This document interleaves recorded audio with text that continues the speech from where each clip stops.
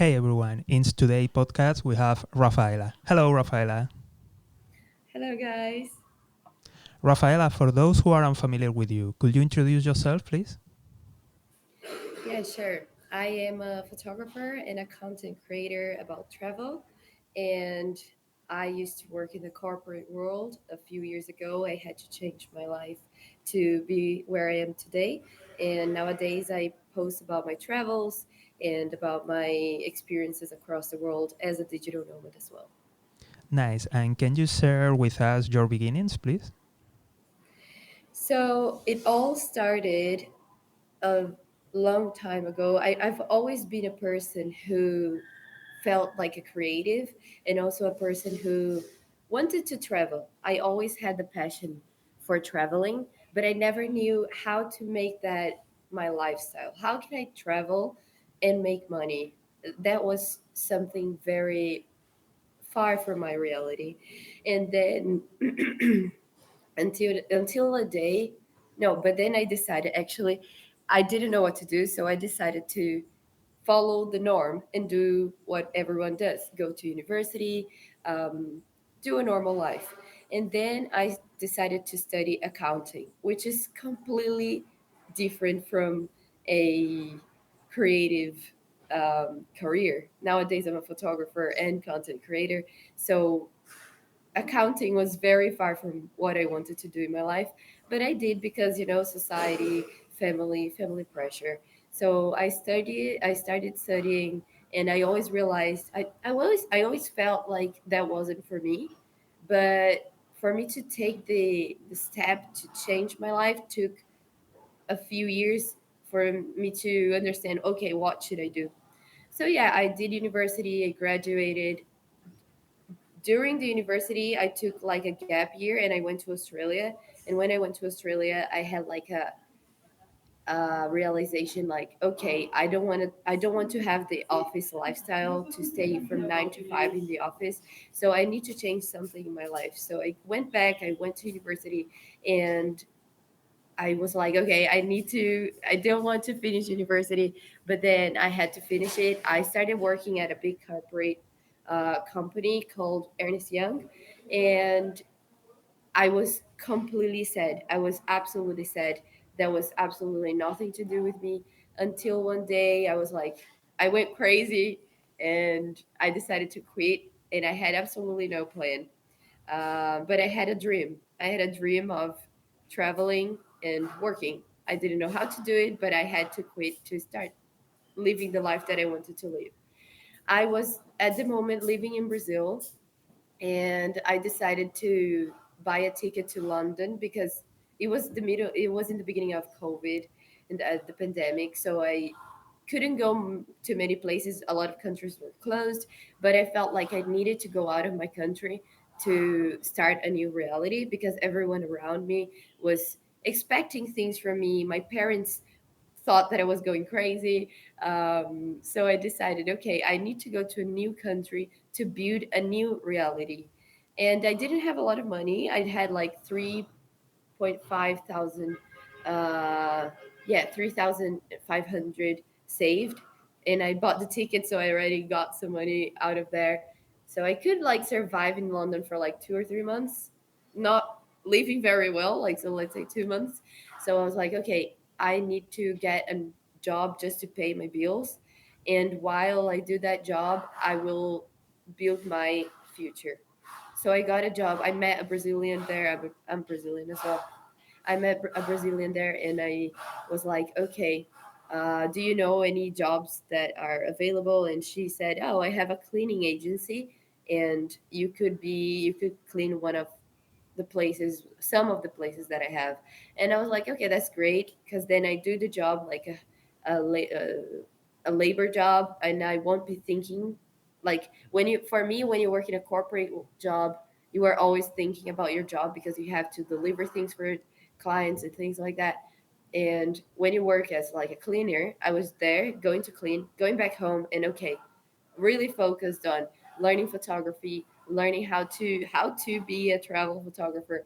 I really started from zero, from scratch. I was extremely lost in the beginning, but then I started talking to a lot of creators on Instagram. I started posting on my page. I opened a page from zero. I had no followers, nothing, and I started posting about my show. I started doing like short trips in the UK. So I was going like to Brighton, Cornwall. Started doing some photos and started posting about it and about my story and about my dream. And people started get engaging. I started making the community of photographers in the UK is huge. So I started connecting with them, and that helped me a lot to understand how it works to to be a creator, because I feel like a lot of people who live in the normal 9 to 5 university style, they don't understand that content creation is also a career and how it works. So I decided to understand how that works more, made a lot of connections.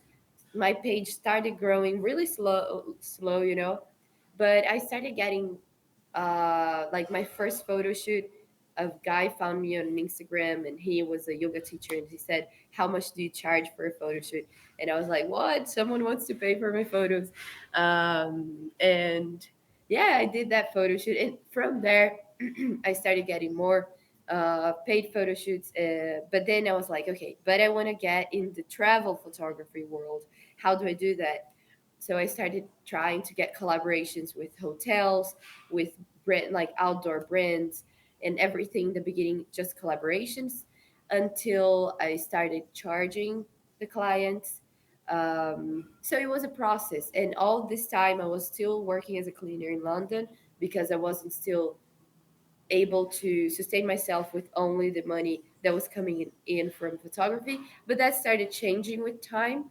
Um, until a point that I felt like, okay, I can quit my job as a cleaner, and at the same time, I won a competition, photography competition run by Xiaomi, and they sent me to Svalbard to photograph, to create content for the new phone. So after that moment, I was like, wow, I just won a photo competition. I am having clients. I need to take the risk, I will there will never be a moment that you will feel like completely ready to take a risk. So I decided, okay, I need to do that full time. And from there I started traveling full time. It was when actually started my life as a digital nomad about 2 years ago.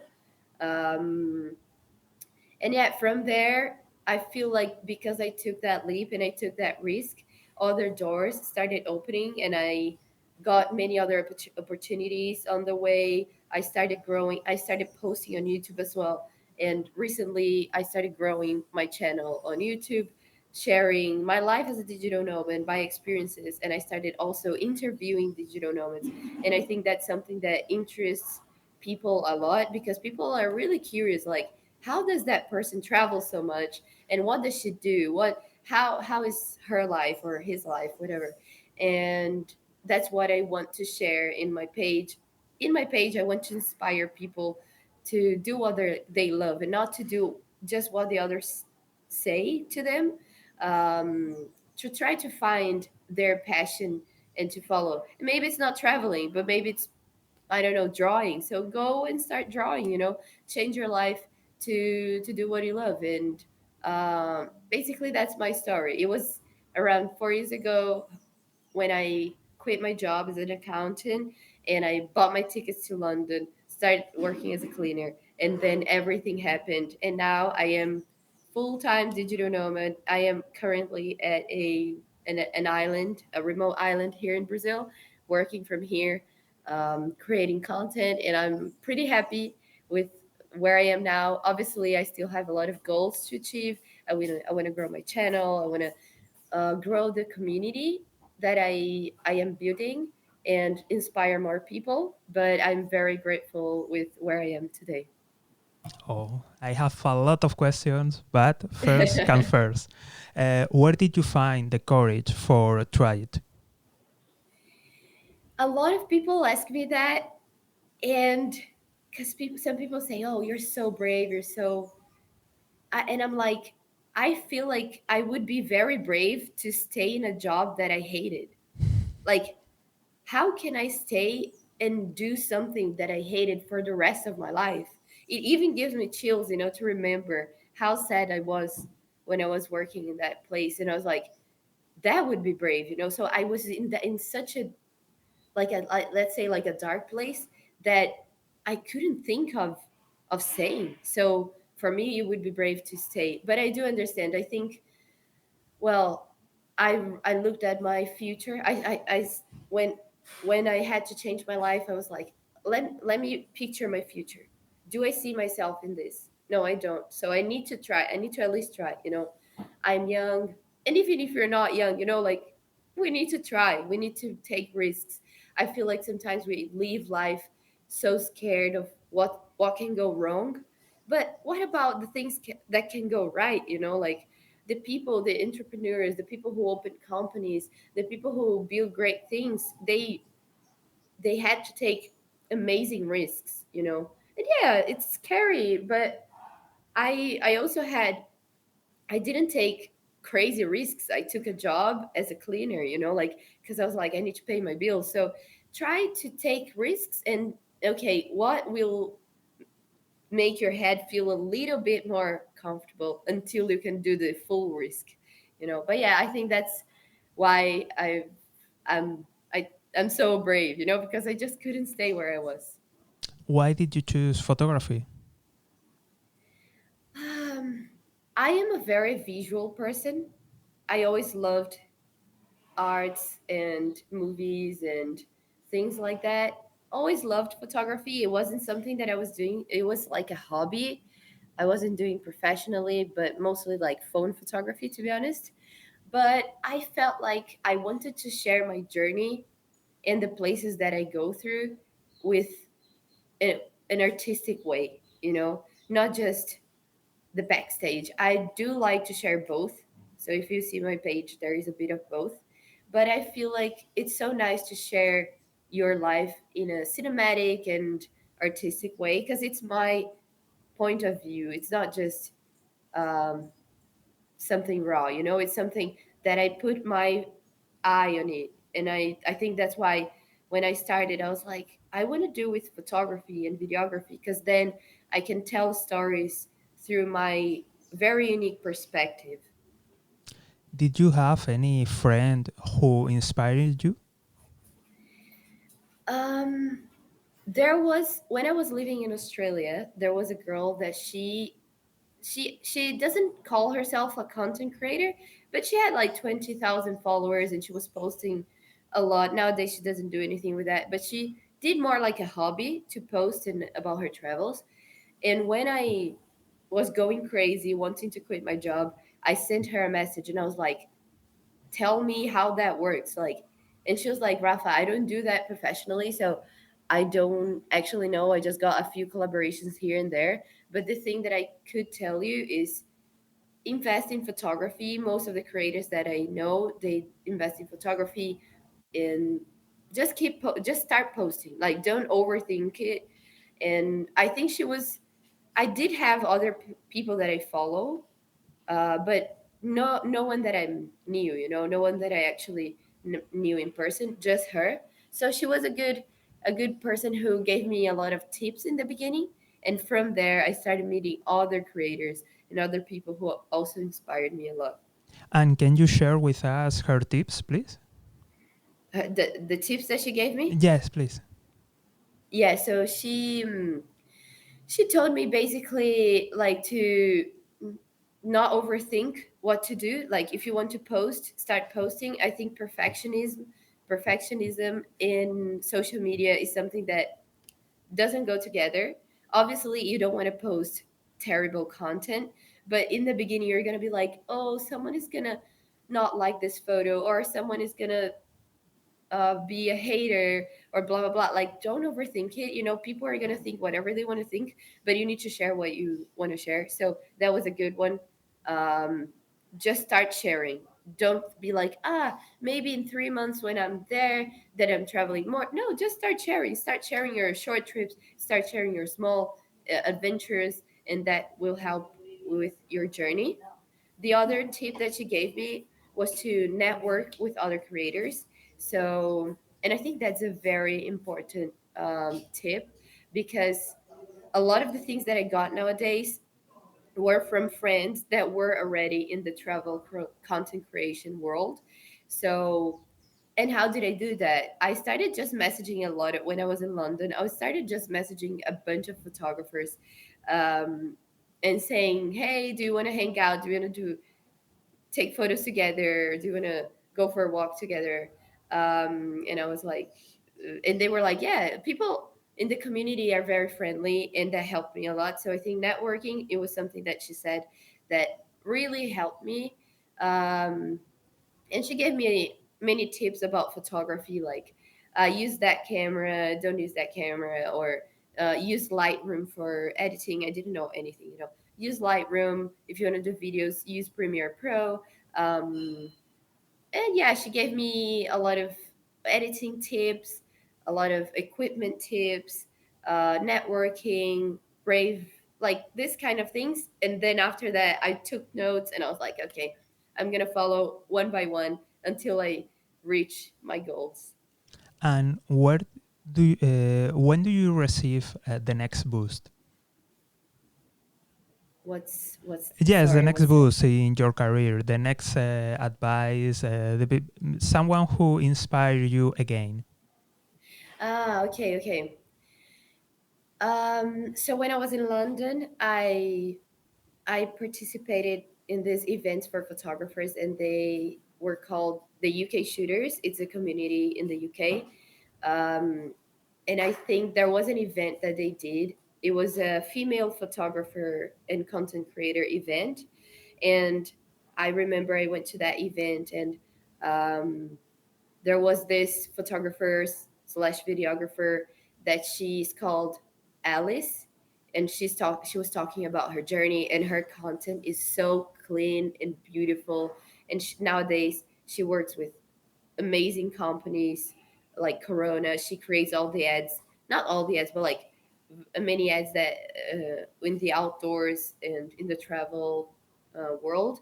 And she was telling her story and um, her journey, and that really inspired me. So I would say it was her, and also some other people from that community, from the UK shooters. Also, there was another creator in the UK that his name is Sam from Optical Wonder, and he also really inspired me to get. He always said, like, Rafa, just keep posting, just keep putting your content out. Sometime it will reach people. He started his YouTube channel, like, he was posting, I think, for like 5 years without having many people watching at all. And he also started photography from scratch. So that gave me a big boost, like, if he did it, I can do it as well. So he was a very big person in my journey as well. Nice, thank you very much. And can you share with us your current projects, please? So my current project is to focus a lot on my YouTube and to share more about the digital nomad life across the world. I feel like people are still, it's still a very dark place for people, like digital nomad life, content creation. So I want to put the information more out there, more public. So at the moment, I'm here in this island of Brazil, and I did a series of interviews in Bali asking how people make money and how they live life as a digital nomad. And my project now is to do that in different hubs across the world. So now I'm in this hub. It's an island here, and it's full of digital nomads. So I'm doing the interviews with them, and I'm gonna put the series from Brazil up there. And maybe after, I'm gonna go to another digital nomad hub. Yeah, so now I think my project is to really focus on my YouTube, to share it with people how this lifestyle is possible. And it's not far, it's not far from your reality. You don't need to be someone extraordinary to be a digital nomad. You don't need to go to study in a crazy university. You can just, learn a skill and start offering online. And that's what I want to show to people, that it had never been that easy to become a digital nomad. So that's my current project. I do have some other projects with photography, creation. I might go to some really cool destinations. I still have nothing planned, so that's why I don't want to put it out yet. But I want to go to some very remote destinations to photograph, to film, and to also do the side of the cinematic side, that the artistic side that I like. But yeah, that's basically my plans at the moment. Keep traveling, keep sharing, and keep inspiring. And how do you see the content creator industry? Um, I think the content creation industry. I think some people say it's already full of people and you have no space. I think that's not true because content creation, people connect with people, and you are one. Like I'm Rafa. I'm the only Rafa. I mean, yeah, I'm the only one that is me, so I can connect with people that like my content as a person as well. So I think content creation is something that you shouldn't be scared of because, oh, but that person has better pictures than me, or that person has um, a nicer like personality. No, you have a unique personality. You have just believe in yourself, and I think at some point people will start seeing you and will start liking your content if you keep putting it out there. Like some days like the bad side of the content creation world is that sometimes we depend on the algorithm, and the algorithm is it's crazy. We never know. Sometimes we put so much effort into a video and they don't reach the amount of people that we were expecting, so that could be very frustrating. And I already got in moments that I was like, okay, I cannot think like that. I can't. Okay, this video didn't do well. Oh, I'm gonna cry. No, you need to keep putting it out until you are out there. Financially, I think the content creation world is has a lot of space. I think people who are not in the content creation world still did not understand how important and how important it is for brands to work with influencers and to work with creators. Like if you work with a creator that their video got to 1 million views, that's the new television. 10 years ago people were watching television and they were seeing the ads in between TV programs. And nowadays, no, people watch Instagram, YouTube, TikTok, and the ads are the people who are posting. So if your video got to a 10,000 views, obviously brands are going to be interested, and that's valuable. So I think people still don't understand that how valuable it is. And yeah, it is hard sometimes to put yourself in the community and in the content creation sector. But as I said, I think we just need to keep pushing, pushing, pushing until um, until it's you're there. And then when you're there and you meet people, I think it becomes easier for you to find clients and for you to actually be found as well. And do you have any advice for digital nomads? Digital nomads who are starting their Yes, career, or newbies. um, well, I think one important thing that we don't think about before becoming a digital nomad is that you're going to be. I'm talking about the digital nomads who are also freelancers, so they are their own bosses. You will have to have a lot of discipline because you're going to be moving around a lot. You're going to be your own boss. So you need to create some sort of routine so your projects will go forward. Otherwise, like you won't have someone saying, do this, do that, do this, do that. You need to organize yourself for you to put the content by yourself out there. Um, so I think that's something very important. You're going to become a digital nomad. So make sure you have a system to organize yourself and to organize your goals um, and your lifestyle as well. Like sometimes because we're moving so much and we're always in different places, we don't eat as well or we don't exercise. So make sure that you put that in your, like I'm trying in this island, I'm trying to go surfing every day. Today it's not a good day for surfing, so I'm gonna go to the gym. I try to keep that lifestyle and to eat well. And about the lifestyle, about like getting clients and how to start, is in the beginning you're gonna find it hard. In the beginning you're not gonna find clients, and even after, you will have months that are not as good as others. But that's the life of a freelancer. That's the life of a digital nomad. Like, you need to accept that some months it's gonna be awesome, and you're gonna be like, wow, I made that amount, and maybe another one you're gonna be like, oh, I didn't make that much money this month. And it's a process until you find the consistency. I'm still looking for the consistency. I have months that I'm super wow, like I made that much, and some others like, oh, I should have done better. But that's also like, again, don't get frustrated. Things take time. People who go to university, they study 4 to 5 years, and then they get a job that pays really little. Like, it takes 10 years for you to be actually making good money. Like, most of people. So don't pressure yourself to be the next a million followers influencer, or to be the next, best digital nomad that makes the most money. That's Things take time. Be patient, keep pushing, and yeah, that I think that's the most important one. And how they can find their first clients. So I would say in the beginning, as probably your networking is not that big, you should try the platforms. And in the platforms, I say I would recommend Upwork and Fiverr. I use Upwork to find my clients, and on those platforms, you can look for people who are looking for freelancers with specific skills.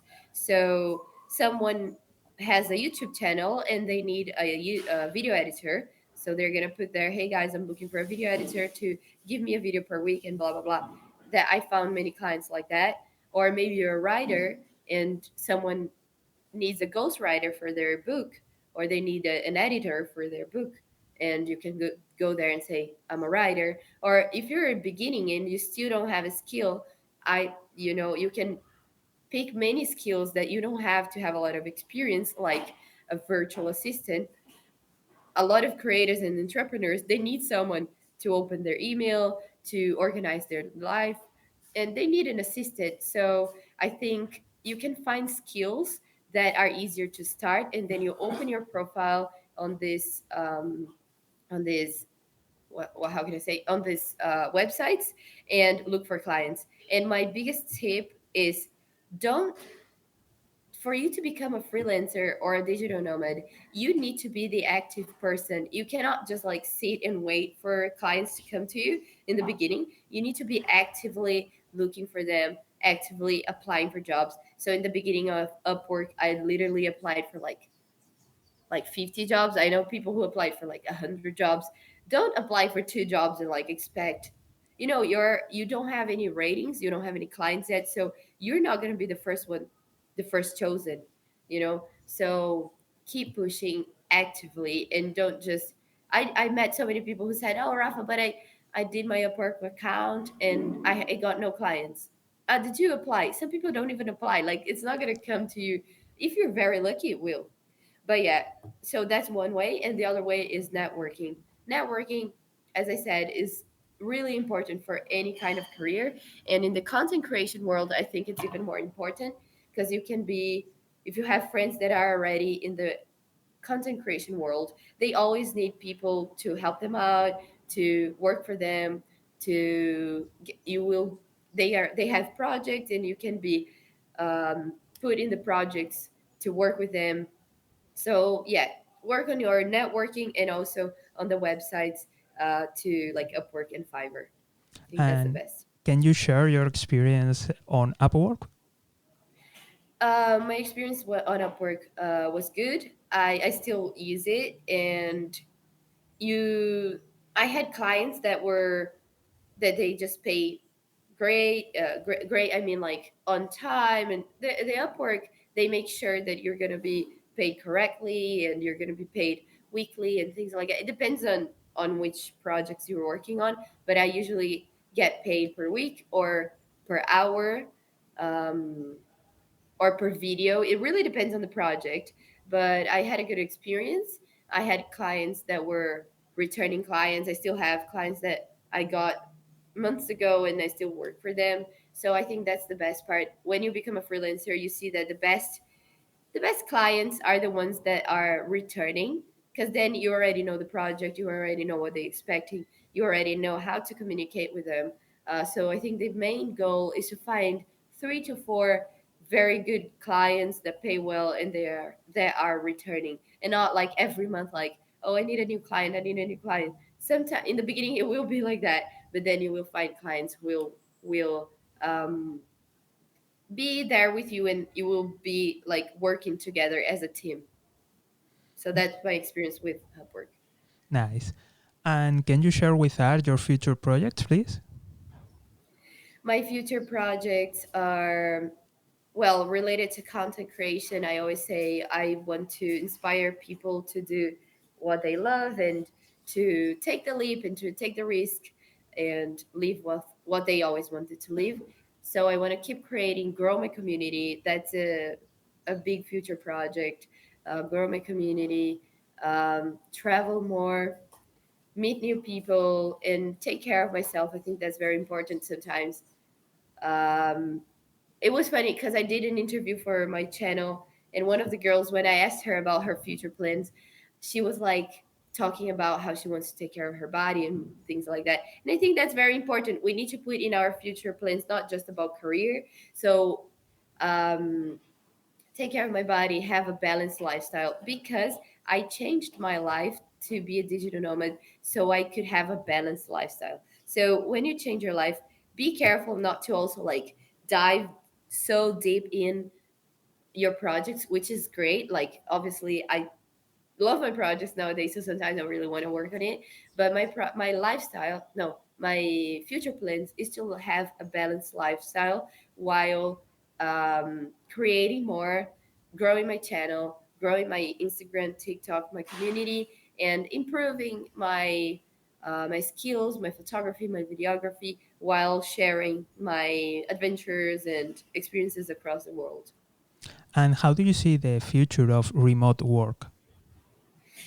Well, I think it's from here, it's just going to grow and grow. The pandemic really showed us it's possible to work remote. A lot of companies that were super traditional did not let people work remote. Nowadays, some are completely remote, or like you just need to go once a month or things like that. So I know a lot of people who used to work in banks that were super like strict, and now they go once a week. So I think remote work is the future. The digital world is really it's really growing. If we think about like 20 years ago, we didn't have iPhone, like we didn't have internet. I think 20 or 25 years ago, I'm maybe 20. Yeah, it's quite recent. So we need to take that opportunity and not be scared. I think people are scared because it's so new. Yeah, working online is new, but a lot of people are doing it and they are making good amount of money. They are having a more balanced lifestyle, because obviously some jobs you do need to go in person. When I have photo shoots, I do need to go in person, but I think going in person every day for like 10 to 12 hours, or like having to commute for so long, that's not needed anymore. Again, for some kind of jobs you do need to do that, but in most jobs you don't need to do that. You don't need to be in person all the time. And I think people are learning that, people are understanding that, and I think the remote work world is just going to grow from here. It's going to be a big thing in 10 years. What do you think is the most common side hustle for a digital nomad? Well, I think the most common career for a digital nomad is marketing. I interviewed many digital nomads, and most of them do marketing. But a side hustle, I would say affiliate links. A lot of Yes. people do affiliate links.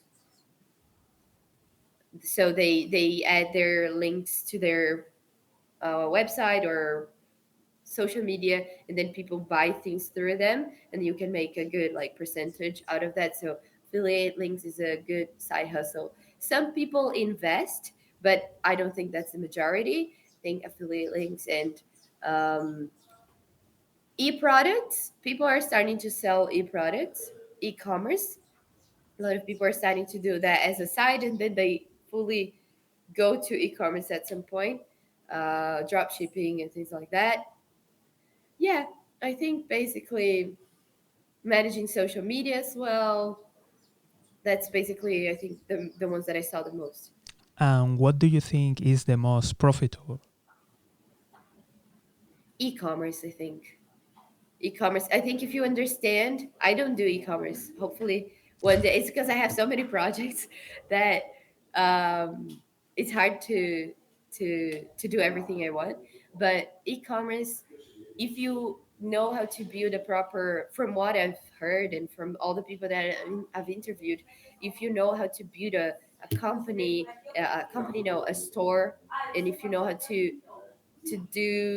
choose the right products, to make the store look nice, and to use the ads in the right way, you can make good money, like with just selling products from other stores. You don't have inventory, you don't have to be worried about. Many people who do e-commerce, it's not their product, it's just a store they saw has nice products, and they just like do the middle between client and the store. So I think that's the one that is the most profitable, and also investing, but I still think that investing, not many people, I think e-commerce is more common than investing. Maybe I'm wrong, but from what I've seen and from what I've interviewed, um, investing as well. But I think investing, you need a little bit more, I think you need a little bit more of understanding of the financial world and how it works, like crypto and Bitcoin and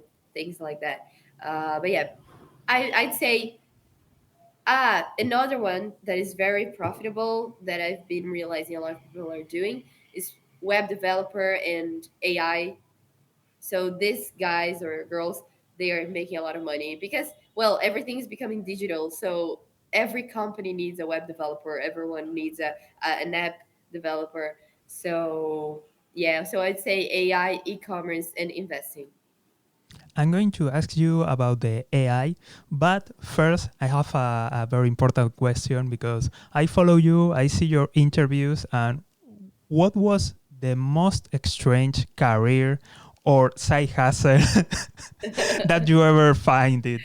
Well, that's, if you watch my videos, I think it's a very obvious one. uh, so there was a guy in Bali that I interviewed, and he's a Tinder coach.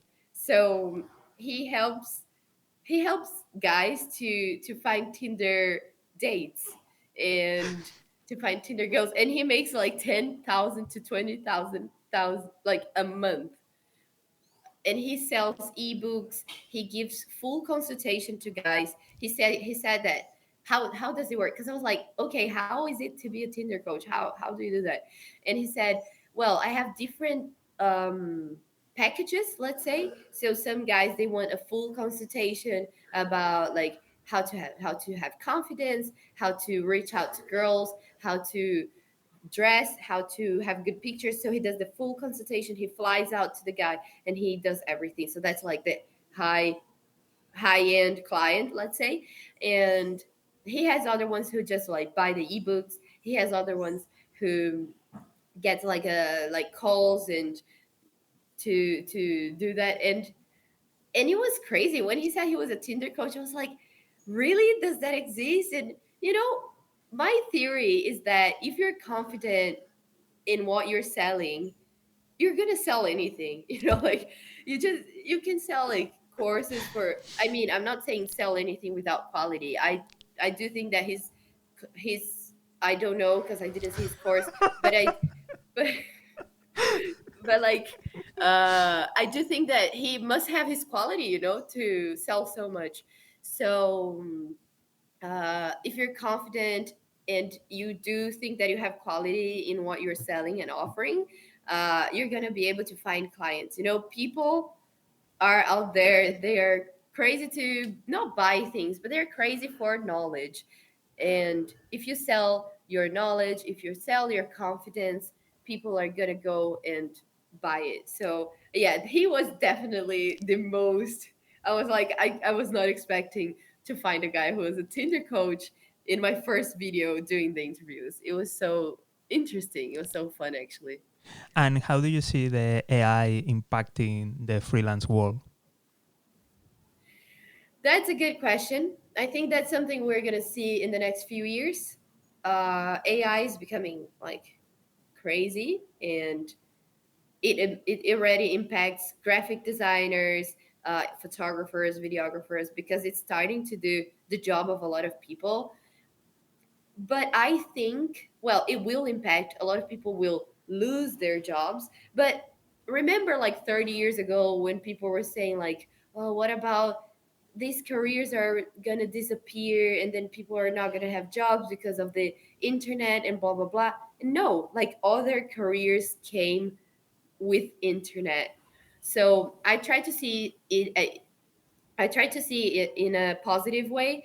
Yes, maybe some things are gonna not like gonna be lost, but they are gonna be less Transform. demanded. They're gonna transform. I don't think that.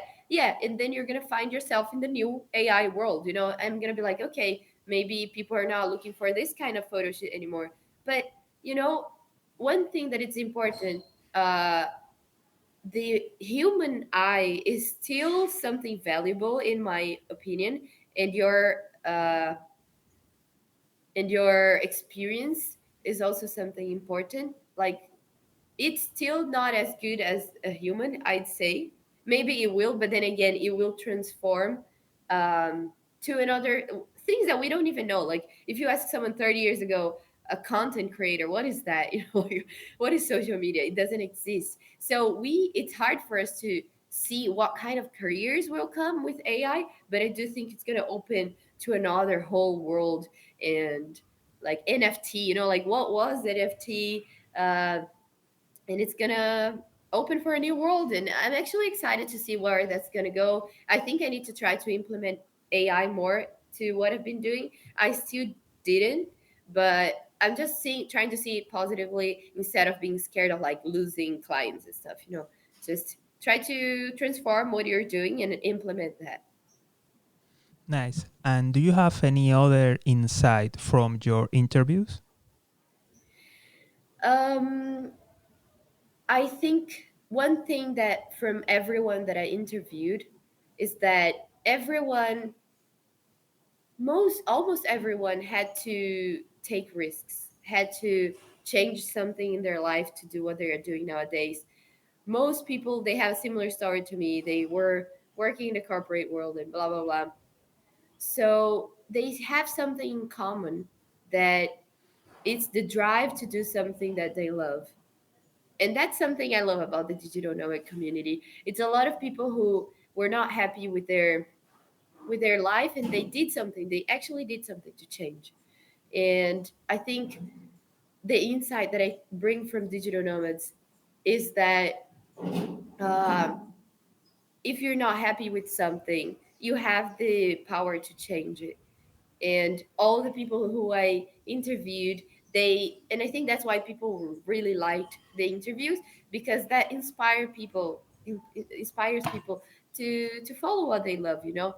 And I think that's my favorite thing about the digital nomad community. It's just a lot of people with so much drive to follow their dreams and to try different things. People who are super open to different cultures, to different realities, and yeah, I think that's my favorite thing about and my insight from the digital nomad community. And do you have any beautiful story from your community? I actually met a girl yesterday here in the hostel, and she has a similar story to mine. She was working in finance, and she always had a dream of traveling, but she was always like just dreaming about it, working in the corporate, and she started becoming like really. She was always down and always feeling sad, and that started happening more and more, and her life became, she said her life became like kind of, you know, when your life is not exciting anymore. And she said that she was in that point, and I was in that point as well. And one day she didn't tell anyone. So it's very similar to my story, because when I bought the tickets to go to London, I didn't tell anyone. I She bought tickets to go to Costa Rica. She got a job at one of the Salinas, which is the hostel that I'm staying. It's a co-working hostel, and she bought a ticket to work. She got a job. She applied to a job in Selena, and she got a job. And she bought the tickets. She didn't tell anyone. Just a few days before she bought the tickets, and she said like the moment, a few days before, she was crying the whole time. Like, what am I doing with my life? Like, because when you are in your comfort zone, you don't want to change it. You want to just stay there. But then she said the moment that she stepped in the airplane, she felt like that's right. That's what I need to do. And her life changed completely. Nowadays, she works as a travel agent, and she also works at Selena's here and there. Um, and I don't know, the way that she told her story, like that she was feeling so down and something changed so rapidly, and nowadays she's just doing what she loves and feeling more fulfilled. uh, I don't know, I think I have many stories. I don't remember any other specifically, but this one was yesterday and she told me, so I think it's very fresh in my mind. But yeah, I think it was nice to see that she also took the crazy idea and it worked so well for her. So, Rafaela, thank you very much for coming here and good luck with the next project. Thank you so much. It was lovely sharing my story and talking to you. And I hope you guys feel inspired by my story. And well, if you want to see more of my content, make sure to follow me on Instagram, YouTube, Travel with Rafa. Thank you so much. You're welcome and see you soon. Bye. See you. Bye.